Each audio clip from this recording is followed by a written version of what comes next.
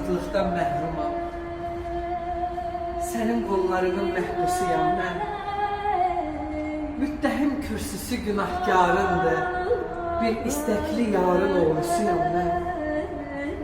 Cəza məskənimdir təbiyyət çəmən. Mənə hökm oxuyan hakimə əhsən. Eşqimin yolunda könüllüyəm mən. Könüllü məhbus da var mı görəsən? Deyin köməyimə gəlməsin vəkil. Mənim müdafiyəm saf vicdanımdır. Əgər azad olsam yar ürəyindən, elə ölümüm də həmin anımdır.